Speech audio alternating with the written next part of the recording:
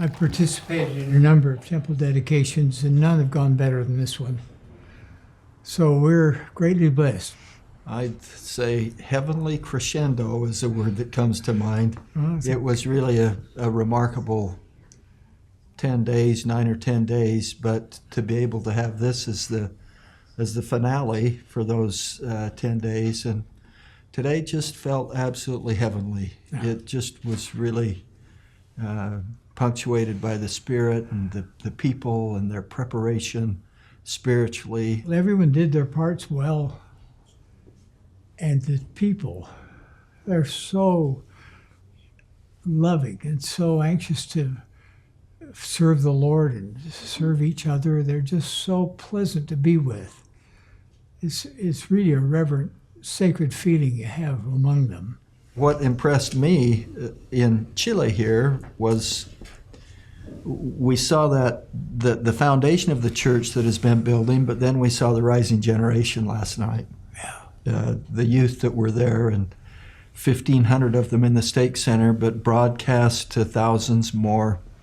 And they were so powerful, so strong, so grateful to be in the presence of a prophet. The church is relatively young here in South America. 90 years ago, nothing.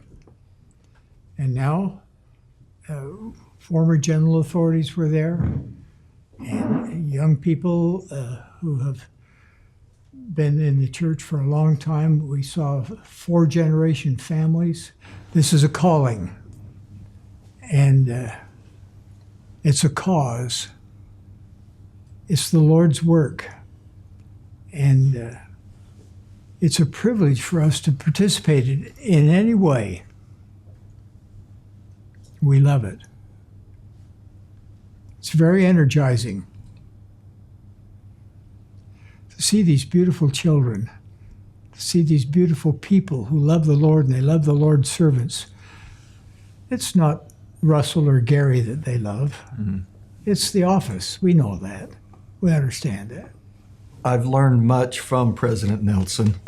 I feel like I'm kind of in tutelage here, and what better tutor could you have than President Russell M. Nelson with his experience that he has for so many, many years, but beyond that, with his spirit and his Christ-like leadership model. You know, we go to the venues, and the children and others are anxious to be in the room with the prophet, and if they have an opportunity, they're anxious to shake the hand of the prophet. But it's different than a worldly celebrity. It's just completely different than that. This is a longing that they have to be with the mouthpiece of a loving Heavenly Father, who they have a heartfelt testimony of these plain and precious truths. Because Heavenly Father loves us, He communicates to us through His prophets. Well, the Book of Mormon refutes the mistaken impression that all you need is good works and to be a nice fellow. You have to have ordinances if you're going to reach the celestial glory that God has in mind. So there are so many wonderful people in the world who have that feeling that as long as I don't break the law and I'm polite and careful to people, then that's all I need to do. But the Book of Mormon teaches over and over again that you need to have the ordinances. And of course, that's why we have temples, so that all the potential that God has in store for His children can become a fact, a reality.